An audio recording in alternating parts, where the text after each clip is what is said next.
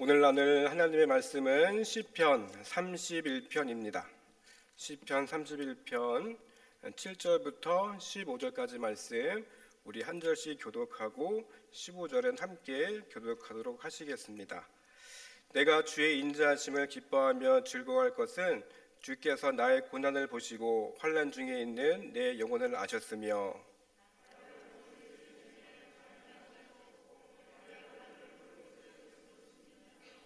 여호와여, 내가 고통 중에 있사오니 내게 은혜를 베푸소서. 내가 근심 때문에 눈과 영혼과 몸이 사하였나이다.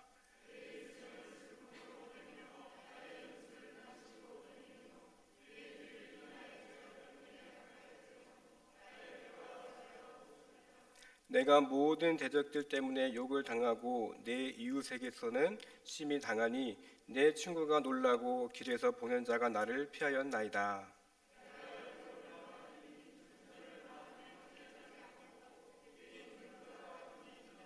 내가 무리의 비방을 들었으므로 사방의 두려움으로 감사였나이다. 그들이 나를 치려고 함께 의논할 때에 내 생명을 빼앗기려 꾀하였나이다.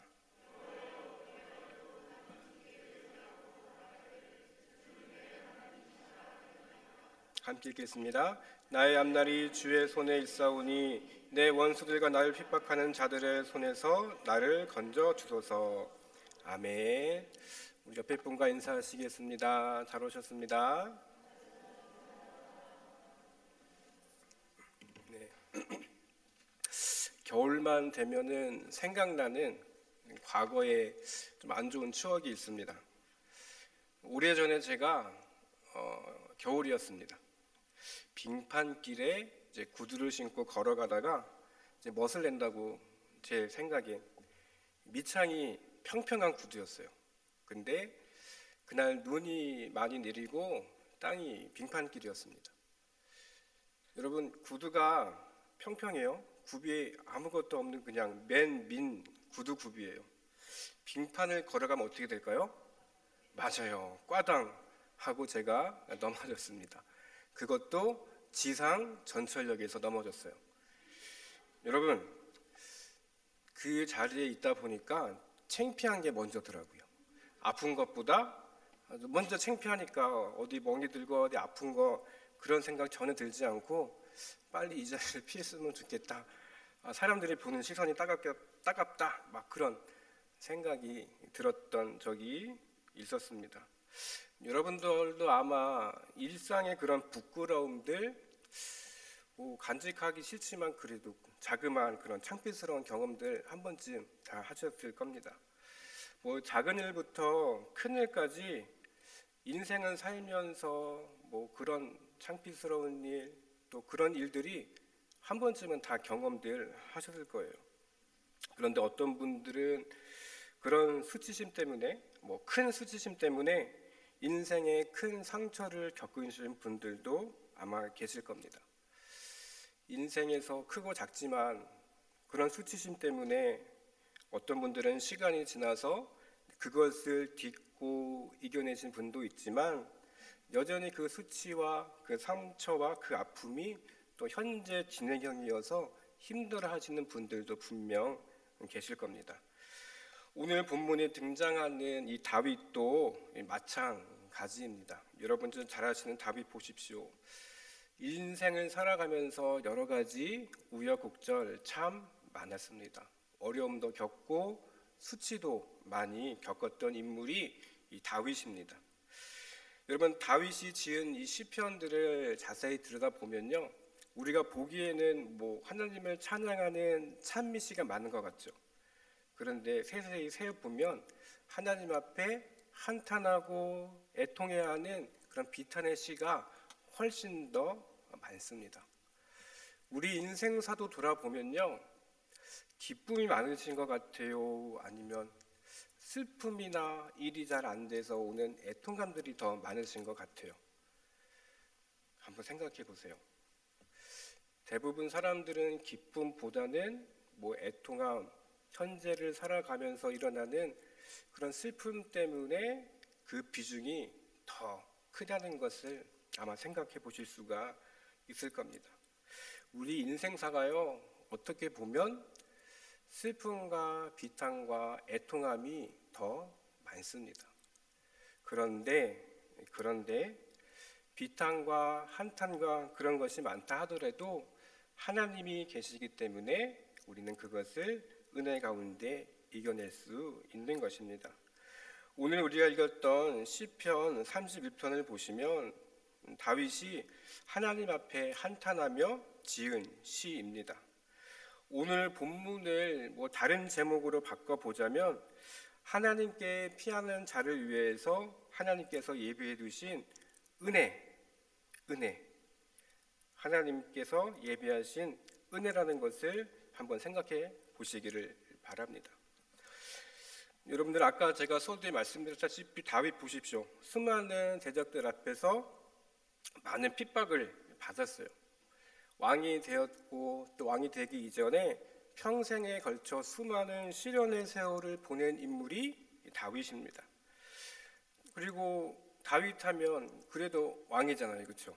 여러분들 이스라엘의 대표적인 왕 하면 누가 생각나세요? 오늘 본문에 나와 있는 다윗이 생각날 정도로 이 다윗은 성경을 통틀어서 최고의 왕이었습니다.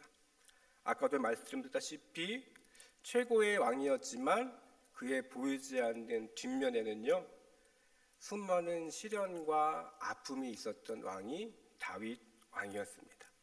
오늘 본문 시편 31편도요 어쩌면 그 화려함 뒤에 감추어진 다윗의 속마음을 우리가 알 수가 있습니다.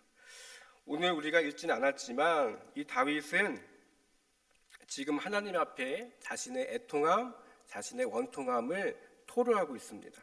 오늘 읽지는 않았지만 시편 31편 1절을 가보시면 다윗이 이렇게 고백합니다. 여호와여 내가 주께 피하오니 나를 영원히 부끄럽게 하지 마시고 주의 공의로 나를 건지소서 말씀합니다.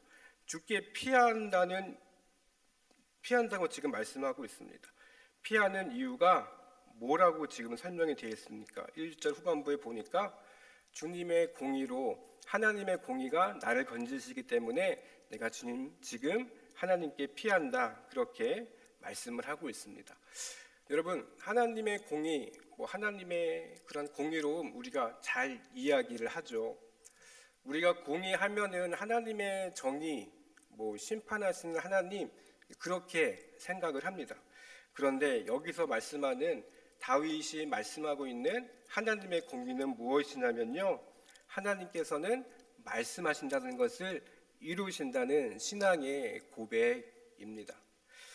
여러분 하나님이 말씀하신다는 것을 이루신다는 것 여러분 다 믿으시죠?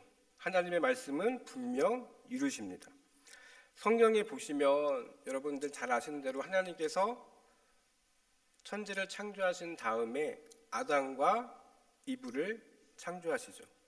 여러분 아담과 하와를 창조하신 다음에 그들에게 뭐라고 말씀하시고 명령하시죠? 생육하고 번성하고 땅에 충만하라 그렇게 하나님 명령하시고 말씀으로 선포하셨습니다. 그런데 여러분 아담과 하와가 어떻게 됩니까? 하나님을 배신합니다. 하나님이 하지 말라는 것을 해버리고 말죠. 우리가 정의, 공의라는 개념을 생각해 보면 이 아담과 하와는 어떻게 돼야 돼요? 하나님 앞에 심판을 받아야 됩니다. 하나님이 말씀하셨죠. 생육하고 번성하라고 말씀하셨는데 이들의 죄 때문에 이들의 심판을 버리면 이들은 지옥에 떨어져 버리고 하나님의 말씀이 성취가 될 수 있을까요? 될 수 있을까요, 여러분? 안 되죠. 하나님이 어떻게 하십니까? 아담과 이브에게 찾아오셔서 그들이 생육하고 번성할 수 있도록 다른 길을 열어주신다는 것을 여러분들 잘 아실 겁니다. 이것이 뭐예요? 하나님의 은혜입니다. 뭐라고요? 은혜. 하나님의 은혜라는 것입니다. 어떻게 보면 이 다윗에게 있어서 하나님의 공의는 하나님의 은혜입니다. 하나님이 심판자가 되셔서 모든 것을 옳게, 모든 것을 바르게 하시는 것이 하나님의 정의고 공의인데 하나님께서 말씀하시고 선택하신 우리에게는 하나님의 은혜가, 하나님의 공의가 오히려 은혜가 된다는 것을 지금 다윗은 고백하고 있는 것입니다. 하나님은요, 죄는 반드시 벌하십니다. 그런데 자기 백성을 건지시는 그 하나님의 공의가 바로 은혜라는 것입니다. 하나님의 백성이 망하지 않게 어떻게든 살아가게 하시기 위해서 하나님께서는 공의를 베푸십니다. 여러분, 말씀을 이루시는 하나님, 우리가 주목할 것은요, 하나님이 무엇을 우리에게 말씀하셨는지, 하나님이 여러분들 가운데 말씀을 통해서 또 이 시간 또 하나님께서 여러분들에게 주시는 음성을 통해서 내게 무엇을 말씀하시는지를 여러분들 꼭 기억하셔야 합니다. 여러분, 분명 여러분들을 하나님 말씀 가운데 살라고 주님은 명령하셨습니다. 하나님의 말씀이 우리 가운데 이루어지도록 사는 것이 우리의 사명인 것을 여러분들 꼭 기억하셨으면 좋겠습니다. 다윗은요, 이렇게 고백했어요. 1절에 아까 얘기했듯이 내가 주께 피하오니 주의 공의로 나를 건지소서. 그 하나님의 공의를 믿었습니다. 2절에 보시면 다윗이 또 이렇게 고백해요. 그 공의를 가지고 2절과 3절 제가 읽어보겠습니다. 내게 귀를 기울여 속히 건지시고 내게 견고한 바위와 구원하는 산성이 되소서. 주는 나의 반석과 산성이시니 그러므로 주의 이름을 생각하셔서 나를 인도하고 지도하소서 말씀하고 있습니다. 주의 이름을 생각하셔서 나를 지도하고 인도하소서. 다윗에게 하나님의 그 말씀이, 하나님의 그 약속이 이루어진다는 것을 다윗은 확신했습니다. 그래서 다윗이 이렇게 기도한 것이에요. 주의 이름을 생각하셔서 나를 지도하시고 인도하소서. 2절과 3절 아까 제가 언급했듯이 견고한 바위, 그리고 구원하시는 산성이 되소서, 그리고 3절에도 똑같이 반복하죠. 견고한 바위, 구원하는 산성이시다, 그렇게 고백하고 있습니다. 두 번이나 반복된다는 것은 그만큼 그 공의의 하나님께서 지금 나의 바위 되시며 산성이 되신다는 그 확신 가운데 이 고백을 하고 있는 것입니다. 하나님 때문에 내가 수치를 당하고 내가 창피함을 당하더라도 모든 것이 누구의 손에 있다고요? 하나님 손에 있기 때문에 내가 든든히 설 수 있다는 것을 지금 다윗은 고백하고 있는 것입니다. 다윗뿐만이겠습니까? 여러분, 하나님께서 나의 하나님 되어 주신다는 그 자체가 여러분들 큰 은혜입니다. 여러분, 우리가 구할 것은 그저 우리가 예배 시간에 기도함으로써 하나님 내 기도를 응답해 주소요, 그 응답의 목적보다는 하나님의 말씀 그 자체가 먼저라는 것을 여러분들 마음 가운데 꼭 간직하시기를 바랍니다. 여러분, 오늘 다 수요 예배 지금 이 자리에 나오셨습니다. 여러분, 수요 예배 자리에 왜 나오셨습니까? 한번 곰곰이 생각해 보십시오. 하나님께서 이 다윗의 고백처럼 하나님이 여러분의 견고한 바위, 그리고 구원의 산성 되시는 그 하나님이 계시기 때문에 그 하나님을 예배하기 위해서 지금 이 자리에 오신 겁니다. 맞죠? 세상 사람들은 보십시오. 여러분, 수요일이죠? 날씨는 밖에 추워요. 다들 따뜻한 방에 들어가서 TV 보면서 인생의 낚시를 즐기는 사람들이 대부분입니다. 그런데 여러분, 왜 추운 날씨 가운데 피곤하지만 왜 예배하기 이 자리에 나오셨습니까? 하나님이 나의 산성, 나의 반석이기 때문에 그 하나님에 대한 신뢰 때문에 지금 이 자리에 나온 것입니다. 여러분, 하나님의 말씀이, 하나님의 공의가 여러분들 가운데 늘 함께 하십니다. 하나님은 여러분들을 건지시는 분입니다. 말씀이 우리의 삶의 우선일 때 하나님에 대한 믿음이 더 커집니다. 그러면 오늘 본문에 나온 다윗의 고백이요, 그저 다윗의 고백으로 끝나는 것이 아니라 여러분의 고백이 될 수가 있는 것입니다. 오늘 본문 읽지는 않았지만 다윗의 또한 위대한 고백이 나옵니다. 시편 31편 5절, 우리 성경책 피셨으니까 5절 한번 같이 읽어보시겠습니다. 시작.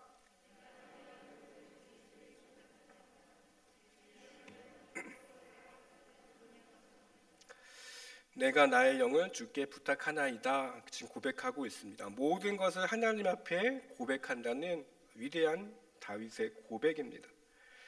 다윗은 오랜 기간 동안 삶의 희노애락을 다 겪어봤어요. 그런데 다 겪어보니까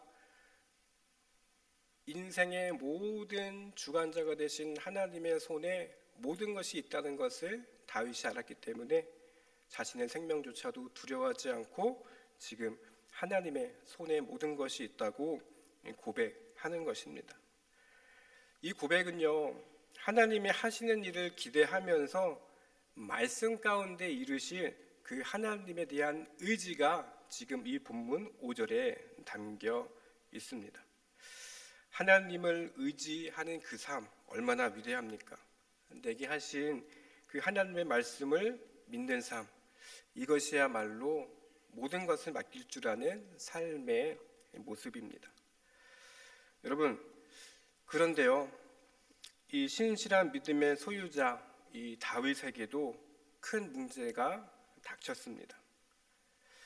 오늘 본문에 보시면 다윗이 읽었던 본문 11절에 보시면 대적들 때문에 모욕을 당하고 수치를 당하고 여러 어려움을 당하는 일들을 지금 이 다윗은 말씀을 하고 있습니다. 오늘 본문 11절 한번 같이 보겠습니다. 내가 모든 대적들 때문에 욕을 당하고 내 이웃에게서는 심히 당하니 내 친구가 놀라고 길에서 보는 자가 나를 피하였나이다. 그렇게 말씀을 하고 있습니다. 무슨 의미냐면 원수들이 나를 괴물 보듯 하고 이웃들에게는 지금 내가 조롱거리가 되었다, 그렇게 말합니다. 사람들이 나를 지금 거들떠 보지 않는 그러한 수치심과 모멸 가운데 지금 이 다윗이 처해 있습니다.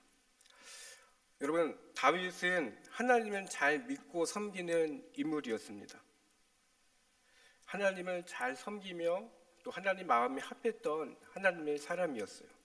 그런데 지금 11절에 나오는 모든 대적들 때문에 지금 이 다윗이 모욕을 당하고 있습니다. 한번 생각해 보세요. 이 다윗을 대적하는 사람들이 하나님을 잘 섬기는 사람들이었을까요? 하나님을 잘 섬기는 사람이었다면 다윗에게 이렇게 모욕을 주거나 수치감을 주지는 못했을 겁니다. 그렇지 못한 사람들 때문에 하나님을 모르고 또 이 다윗의 그런 신앙의 모습을 몰랐던 그런 사람들이기 때문에 이 다윗은 지금 어려운 가운데 있습니다. 여러분, 한번 생각해 보십시오. 우리가 믿음 생활을 열심히 하고 있어요. 믿음 생활, 신앙 생활을 열심히 하고 있는데 하나님을 모르는 사람, 그리고 하나님을 알아도 하나님을 대충 아는 사람들, 그런 사람들 때문에 우리가 수치를 당한다? 어떤 일 때문에 내가 모멸감을 당한다? 여러분들은 어떻게 반응하시겠습니까? 그런 상황이 닥친다면 여러분들은 하나님을 혹시 버리시지는 않으시겠죠? 오늘 본문의 다윗이 그렇게 고백을 하고 있습니다. 공의로 나를 건지신 그 하나님이 나를 인도하시기 때문에 나를 모욕하고 나에게 수치를 주는 사람이 있다 하더라도 나는 하나님을 붙들겠다는 믿음이 지금 이 본문 시편 31편에 있는 것입니다. 오늘 본문 시편 31편 14절 우리 한번 같이 읽어보겠습니다. 시편 31편 14절 시작.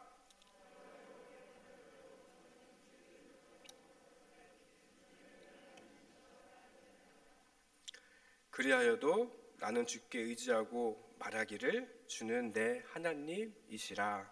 지금 다윗은 이렇게 고백을 하고 있습니다.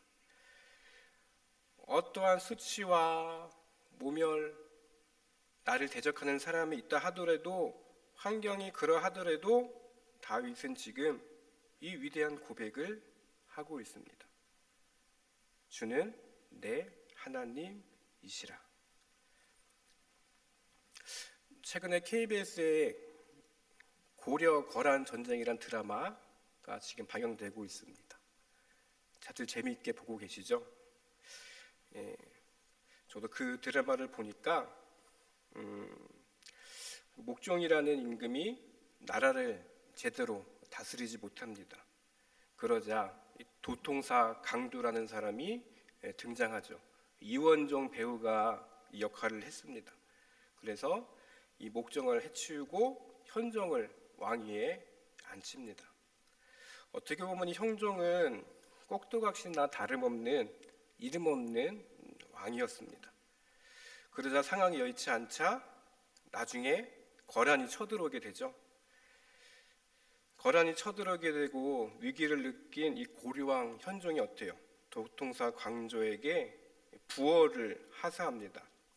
드라마 보신 분은 아실 거예요. 부올, 도끼 같은 건데 임금의 권위를 상징하고 출정하는 장군에게 큰 뜻을 위임한다는 의미에서 주는 게 도월이었다고 합니다. 그러면서 이 현종왕이 이 강조에게 이렇게 부탁해요. 승리하여 고려의 백성을 구하시오. 당신이 목종왕을 시해한 죄는 그러면 사라질 것이오. 사람들이 경을 반역자, 그리고 나도 당신을 역적이라 부르지 않을 것이오. 이번 전쟁에서 승리하면 강조 당신을 사람들은 충신, 영웅으로 생각할 것이니 부디 잘 싸우시오. 그렇게 부탁을 합니다. 드라마를 보시거나 역사적인 맥락을 보신 분들은 잘 아시겠지만 전쟁에서 패하게 됩니다. 강조가 어떻게 돼요? 거란의 포로로 잡히게 됩니다. 여러분들 드라마 보시거나 영화를 보시면 아시겠지만 포로로 잡히면 얼마나 많은 모멸과 수치감들을 이 승리국에서 줍니까? 거란왕이 등장해서 이 강조를 비롯해서 참모들을 회유합니다. 뭐라고 회유하냐? 나를 섬기라. 그런데 여러분, 이 고려의 강조라는 장군이 어떻게 이야기합니까? 나는 고려의 신하다. 내가 거란의 칼과 도끼의 위협 앞에서 굴하지 않을 것이다. 그렇게 대답을 합니다. 그런데 다른 참모들은 그 시퍼런 칼과 그 위협과 그 위용 앞에서 어떻게 합니까? 왕을 버리고 고려를 버리고 거란의 새로운 황제에게 충성을 다하겠다고 하면서 배신을 하죠. 거란의 왕이 한 번 더 묻습니다. 강조, 너의 용맹함에 한 번 더 기회를 주겠다. 근데 강조가 어떻게 합니까? 왜 묻느냐? 나는 거란 황제의 부하가 될 수 없다. 도끼나 휘두르는 자의 황제가 나는 그 황제를 인정할 수가 없다. 나는 죽어도 고려의 신하다. 그렇게 말을 합니다. 마지막 대사가 인상적입니다. 이 반역자를 믿고 대군을 맡겨주신 고려의 황제 폐하를 위하여 죽어도 영원히 충성을 다할 것이다. 그러면서 죽임을 당합니다. 드라마를 보신 분들은 아마 이 장면이 생각이 나실 거예요. 오늘 본문으로 돌아와서 다시 한번 생각해 보시기를 바랍니다. 만일 여러분들이 믿음을 지켜야 할 상황에 한번 처해 있다고 생각해 보십시오. 긴급한 상황 가운데 있어요. 수치와 머물 가운데 내 신앙과 믿음을 꼭 지켜야 할 상황이 있습니다. 그때도 여러분들 그리하여도 주는 내 하나님이시라, 그런 고백이 여러분들 입술 가운데 나올 수 있겠습니까? 쉽지 않을 겁니다. 오늘 본문에 나와 있는 그리하여도라는 단어가 앞에 붙습니다. 그리하여도. 누구라도 그런 상황이 되면요, 하나님을 의지하지 않을 가능성이 많습니다. 사람들은 아무리 자기 잘못에 자신의 실수를 인정하지 않습니다. 어떻게 보면 수치와 모멸감에 지금 내가 처해 있는 상황이 오히려 하나님 때문에 기인한 것이라 해서 하나님을 더 원망하기가 쉽습니다. 어떤 사람들은 아마 믿음을 버리고 배신하는 경우도 있을 겁니다. 평안하고 형통할 때는요, 누가 진실한 믿음의 고백을 하는지 구별하기가 어렵습니다. 방금 얘기해드렸던 그 예바처럼 거란의 포로가 되었던 강조와 그 참모들을 한번 보십시오. 누가 충신인지 아닌지는 어려운 상황 가운데 수치와 모멸의 그 순간에 구별되는 것입니다. 믿음이란 뭘까? 한번 잘 생각해 보십시오. 오늘 이 다윗의 고백처럼요, 수치와 모멸이 있어도 환경 가운데 전혀 영향을 받지 않는 것입니다. 나를 뒤흔들려고 그러던 그런 풍파 가운데서도 흔들리지 않는 것이 바로 우리의 신앙인 것입니다. 오늘 이 다윗의 결론처럼 어떤 환경 가운데 있더라도 나는 주께 의지하고 말하기를 주는 내 하나님이시라, 그 고백이 여러분들 가운데 있었으면 좋겠습니다. 누가 뭐라 해도 나는 하나님을 의지하며 살겠다. 그런 다윗의 위대한 신앙의 고백이 여러분들의 입술 가운데 늘 고백되어지시기를 간절히 축원드립니다.